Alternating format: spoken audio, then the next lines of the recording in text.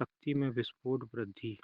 लगभग 6 घंटे तक चलते रहने के बाद जंगल के भीतर एक रोशनी धीरे धीरे उजली होने लगी। शायद कल रात उस पिटनविंग अजगर का आंतरिक कोर फेंकने का असर था कि सांप से भरे इस सब पर्वत में उन्हें किसी भी जहरीले सांप का हमला नहीं झेलना पड़ा। लेकिन इसके बावजूद वीर ने अपनी सावधानी बिल्कुल ढीली नहीं करी।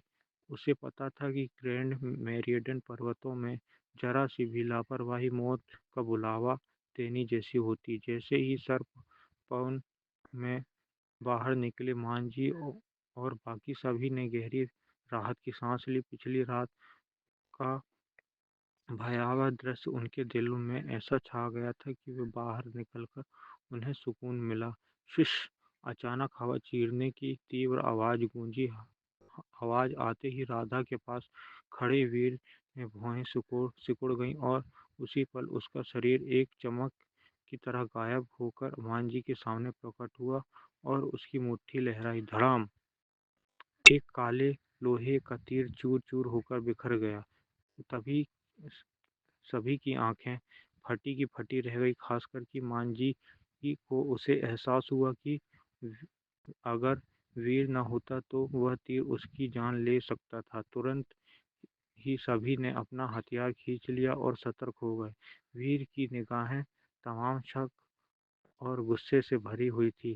कल रात मांझी और बाकी साथियों ने बताया था कि कुछ भाड़े के लड़के दूसरे को लूटने में देर नहीं करते और इतनी जल्दी ऐसा सामना हो जाएगा उसने सोचा नहीं था। ठक ठक ताली बजने की आवाज के साथ लगभग 20 मीटर दूर एक विशाल पेड़ से एक गंजा आदमी छलांग लगाता है और नीचे उतरा।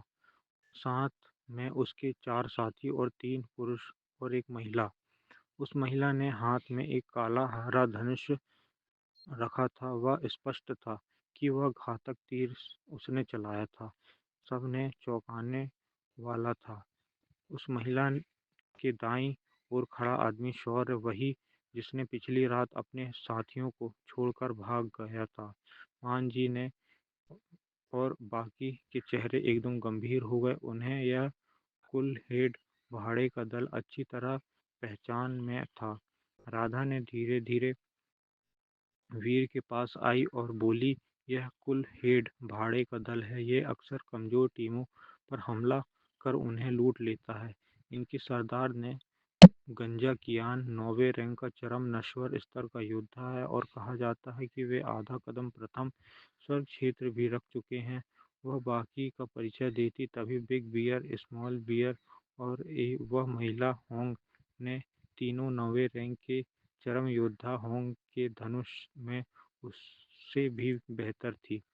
वीर ने गणना करते ही महसूस किया कि वह यह लड़ाई सीधे सीधे हार है।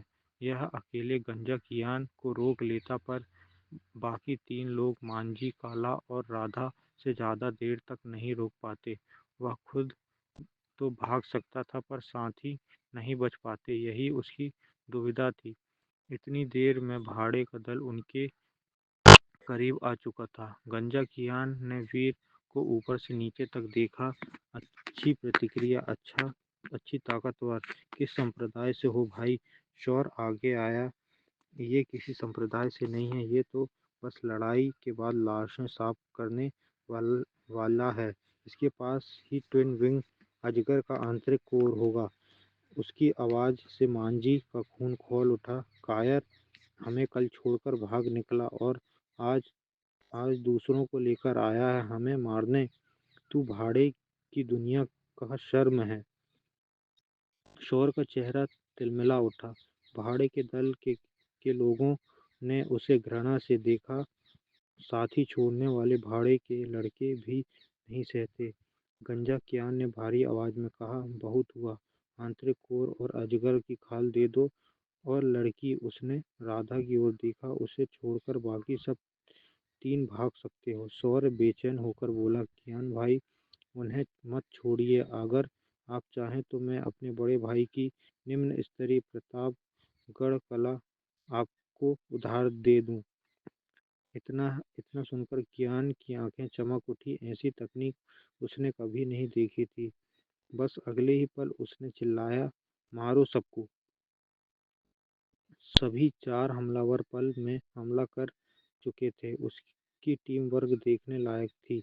होंग ये का तीर बिल्कुल राधा को निशाना बनाकर चलाया गया था। राधा किसी तरह बची, पर पहल खो चुकी थी और लगातार तीरों की बौछार आ गई। उसी समय गंजाकियन अपनी विशाल तलवार लेकर मांझी पर टूट पड़ा, लेकिन मांझी के सामने आई अब कोई खड़ा नहीं था। वीर एक स्वर्णिम चमकीली तलवार और उसके हाथ में प्रकट हुई और बिजली की तरह कियान पर टूट पड़ा। गंजा कियान की आंखें भय से फैल गई। टन! वीर की सुनहरी तलवार उसकी तलवार पर लगी और उसकी तलवार पल में टूट गई। अगले ही क्षण छन! तलवार और उसके पेट के आर पार कर गई।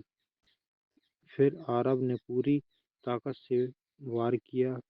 कियान दो टुकड़ों में बट चुका था। वीर रुका नहीं। एक झटके में बिग बियर और स्मॉल बियर को की ओर मोड़ दिया। दो सुनहरे चमके दो सिर हवा में उड़ते ही गिर गए। जब बाकी सब समझ पाते, तीनों 9वें रैंक के योद्धा मर चुके थे। होंग ये सब देखकर बिना पल गंवाए जंगल में गायब हो गई। अब केवल शौर्य बचा था। मांझी, काला और राधा स्तब्ध खड़े थे। 9वें रैंक के शिखर योद्धा और वीर ने उनको एक झटके में काट दिया। क्या वह अपनी ताकत छिपा रहा था? क्या वह वास्तव में प्रथम स्वर्ग क्षेत्र का योद्धा है? प्रश्नों की एक लड़ी उनके दिमाग में दौड़ रही थी।